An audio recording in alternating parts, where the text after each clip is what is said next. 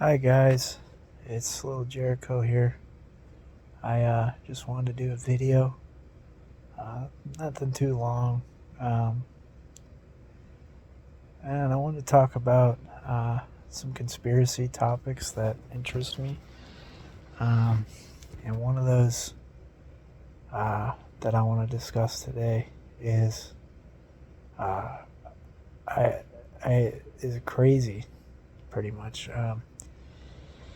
But basically, uh, government has this plan called the Great Reset, and they basically want to control every aspect of our life. Like this year, for example, FedCoin is coming out. It's going to be like a federal digital currency.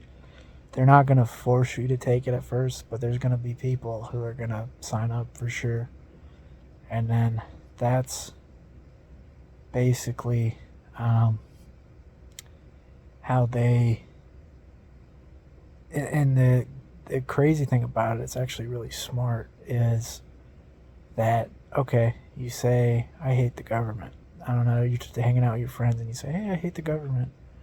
Well, what happens is then they can be like, oh, you hate us. Well, guess what? No money for you.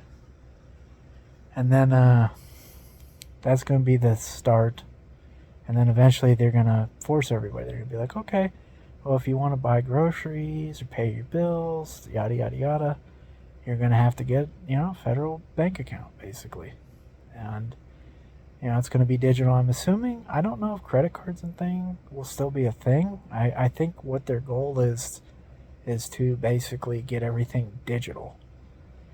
Uh, and I think the easiest way to do that would be to basically, I don't know, be able to use your phone somehow to pay for everything. They'll probably still have to use cards, maybe. But anyway, that's eventually what it's going to evolve into. Um, I also heard about 15-minute cities. That's another plan they have to basically shove us. And what that means is it's a 15-minute city, basically in the name. So everything will be 15-minute distance, so, depending on where you're going. I don't know, the hospital or clinic or... That's the other thing. I don't know how they're going to do it because, like, where I live in kind of like a neighborhood type of area. So, I mean, how do you... Are they going to tear stuff down? Are they just going to use what's there? Are they going to pay people to leave their certain houses and then morph them into health clinics? Because basically they don't want you to be able to leave. They're going to sell it as a convenience and, oh, everything's close. But in reality, they want everybody in tight areas like that so they can keep track. Now, the reason I brought that up is because the craziest thing I heard was about they supposedly have nanotechnology now. And I know it sounds science fiction-y, but in reality, we really don't know what kind of technology our government has been creating behind the scenes. Because what happens? Oh, it's classified. We can't talk about it. They have special people with special clearances. But yeah, so now if they can use these nanotechnology and they can somehow disperse it within the air, supposedly you're going to disperse it and then it attaches to whatever specific DNA strand they choose. So, and then I guess what they want is a godlike computer. I know this sounds absolutely insane, but AI is probably a lot more advanced than they're letting us know.